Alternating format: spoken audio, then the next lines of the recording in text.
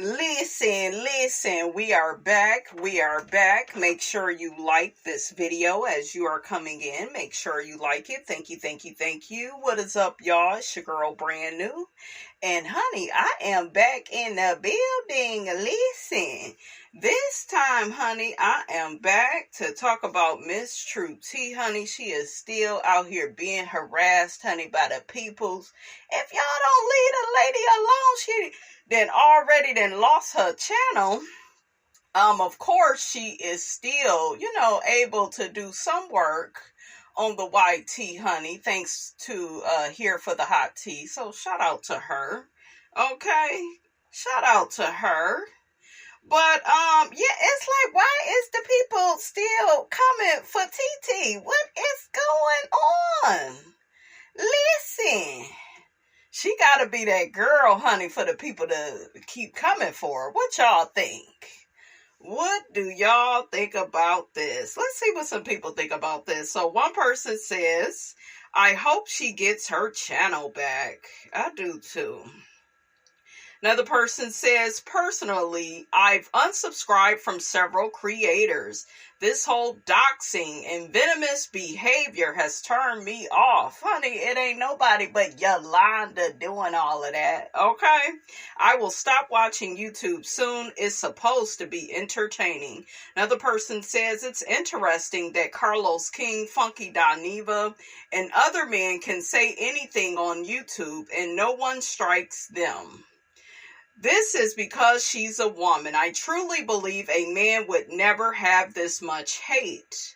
Another person says, Titi stopped going back and forth with them a couple of weeks ago. They're still coming for her almost every day, and she has a right to defend herself.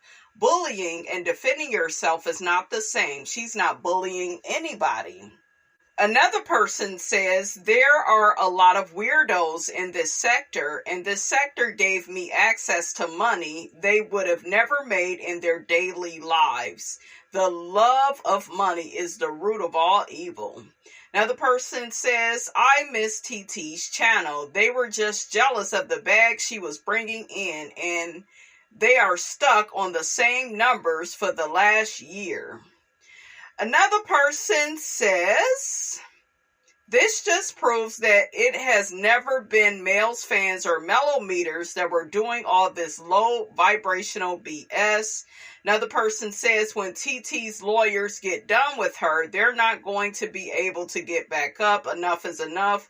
I also believe that Maurice and Carl Lucifer have put batteries in those bloggers' backs. Who's coming for TT? It's a revenue of getting sued by Black Titanic. Let's see if Maurice and Carl Lucifer will pay their bill. Another person says, YouTube, why is doxing allowed? Why is no action being taken? Another person says, we need her channel back on the YT. It was a beautiful gesture, what she did for Black Titanic. Another person says, I unsubscribed from Titi when she started directing her subs to unsubscribe from other content creators' channels. And on that note, honey, make sure you subscribe. Okay, Miss Robinson trying to get to the 20,000, honey. I got big goals. Listen, I'm trying to speak it into existence. Okay, so tell your auntie, your baby daddy, your baby mama, that cousin you can't stand, that ugly ass aunt that you got. Okay, everybody got one. I know y'all like it. In my opinion, she definitely was bullying during that time, but if the lady's channel is gone, people need to move on. It's no need to be going after someone after YouTube has removed them. Another person says to this, I didn't agree with a lot of the stuff she said, but she's not even on the app anymore. Content creators still need to move on. Another person says those content creators are constantly attacking True T because they are trying to break her to start striking channels so that they can get her identity. That's why they won't stop, allegedly, and in my opinion. Another person says Titi needs to sue YouTube for letting this continue. This is crazy.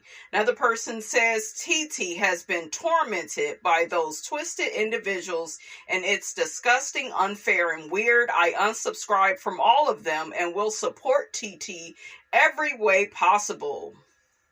Another person says, I am glad the FBI is involved to stop this nonsense because she chose to stand up for herself, continue helping Miss Black Titanic, and here for the hot tea. We know that being selfish will never prevail. Another person says, sadly, the Love and Marriage Huntsville sector is so toxic. I stopped watching the show 2 years ago.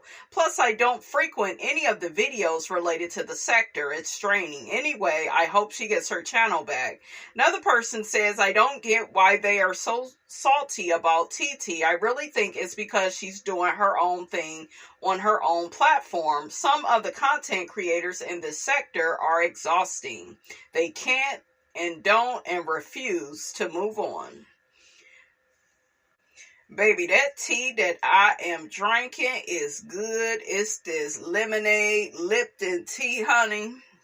Ooh, child, it hit the spot. Because this show is hot, honey, where I am, honey.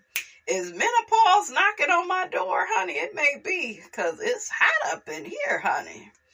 Okay. Honey, it's time to hold something this summer. Okay? Miss Robinson trying to hold something. Okay, honey, let's get to the Bravo Shade Room. Ooh, child. So we got Claudia Jordan versus Phaedra, honey. Ooh. The people are calling out Phaedra Parks for giving anti-blackness. Claudia Jordan says, all while she wears white woman shades of foundation and bleach blonde hair. Black excellence in projects does not mean less than. Oh, so somebody was calling out Phaedra for what she said about Kenya a long time ago. Phaedra saying Kenya is as dark as she is because she's full of shit and needs an enema wasn't just a dig. It was a full-blown colorist and anti-black moment. Then turning around acting like Drew's career don't count because it's black movies. Girl, you sound real anti-black for someone who loves to weaponize respectability. Look, that part right there. And Phaedra was one of them plain Janes, honey, the damn. She used to wear that dollar store foundation. Dollar Tree ass eyeshadow. Her makeup and shit was cheap as hell.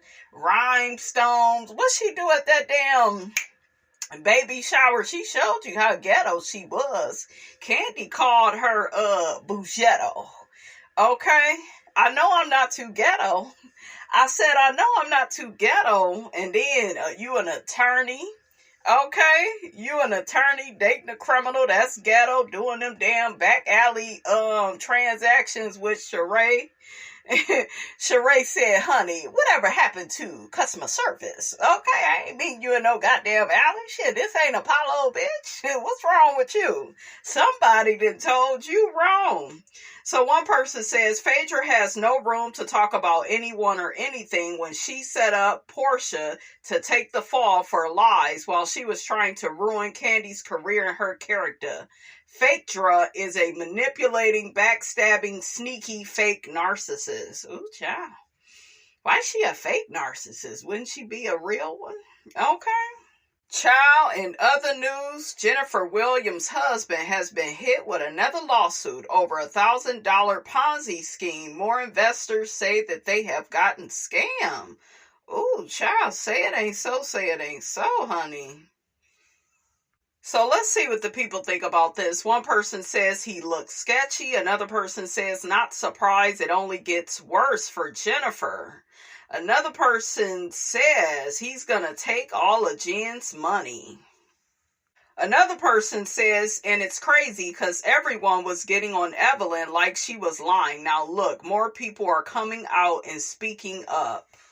Yeah, it's a mess. And then he called himself checking the girls on Basketball Bullies. He tried to check Brandy. He gets on Evelyn. It's like, Christian, sit your ass down and stop playing with them people. So, okay, gambling with their damn money. Y'all would be better off going to a casino. Shit, messing with him. Now, let's shake a bone and get the hell on. Next, we got Dwight Eubanks. Y'all remember Dwight? He used to hang out with Nene, and then he started, after Nene cussed him out, honey, he started hanging out with Phaedra. Dwight Eubanks was diagnosed with prostate cancer in January, but it could have been caught earlier. His past medical records showed that during a routine HIV checkup in 2022, he had elevated PSA levels, but his doctors never mentioned it to him. I was like, are you kidding me? I just have to laugh instead of crying about the whole journey. Oh, also, shout out to my boy, Martin Lawrence. Y'all know him. Not him. His daughter and Eddie Murphy's son, they recently got married. Two of my favorite comedians. Ain't that cool, y'all? That is dope as I don't know what. I love that. They cheering and got married. Going to the chapel and we're gonna get married.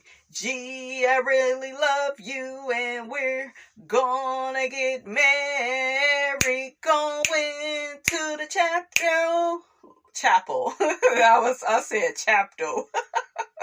Chapel of love. Yeah, yeah, yeah, yeah. No? Okay. But that's cute. Comedian kids. What if they give birth? What if Jasmine gives birth to another comedian? That would be so cute. I love Eddie and Martin, honey. Okay? Y'all know those are my peoples. For my impressions and stuff, I love them. Ain't no Eddie Murphy or Martin Lawrence without me. Okay? And especially Martin. That's my boy. I love Martin. But anyways, Martin was recently on Sean Stockman's From Boys to Men, and that's my favorite one, honey. I got a crush on Sean. He was recently on his podcast, and Martin shared that he was hospitalized in July 1995 after having a wild outburst on the movie set. This is for Thin Line Between Love and Hate. He told Sean Stockman on That Notes podcast that he'll never direct another film because of this experience. Martin Lawrence reveals that the stress of writing, producing, starring in, and directing A Thin Line Between Love and Hate almost killed him in May of 1996. A month after the film's debut, he was famously arrested after running into Los Angeles traffic with a pistol in his pocket, cursing and screaming at ongoing cars in a tirade that included phrases like, "Fight the establishment, fight the power, you gotta fight the powers that be." Shout out to Public Enemy, honey. My brother Johnny. Shout out to my brother Johnny Robinson, honey. Johnny used to play the shit out of Public Enemy. Okay? He played the hell out of them, honey. Oh my God. I used to know it was Johnny around the corner. I would hear that damn Public Enemy just blasted. I was like, that's my brother. Let me get my shit. Let me get my stuff. He coming to pick me up, honey. Okay? Listen. My brother is a Libra. Shout out to my Libras out there. Okay? He my favorite brother, too. Look, don't tell nobody. I like Johnny. That's my boy. But yeah, honey, it's crazy. That's crazy with Martin. Martin, you did all that directing on the Martin show. You played Shanae. You played Mama Payne. You played Otis. Okay, Martin did all them damn characters. And honey, last but not least, we got Kelly of Real Housewives of Atlanta and Portia going back and forth, honey. It looked like it's going to be trouble down to the season 16 reunion. We got Kelly. She took to her social media to say Okay, finally. Now, Andy, please give this girl a harness so she could finally sit down and answer the questions she's been avoiding. Yeah, like, why you walk in that lady house and take her husband? There will be no peach passes at the reunion. I know that's right. They need to dock Portia's check because the bitch ain't sharing all of her life. She ain't talking about Simon. She ain't trying to talk about the shit with Shamia. It's like, bitch, why is you here? Okay? You is wasting the people's time, honey, okay? But yeah, what y'all think of that? Kelly and Portia is getting into it. And I knew that they would get into it because now Kelly and Shamia is getting close. And Britt and Portia is getting close. And y'all know that Britt and Kelly was cool first. But now they done fell out, okay? So, honey, this should be interesting. And on that note, honey, I will check you guys out in the next video.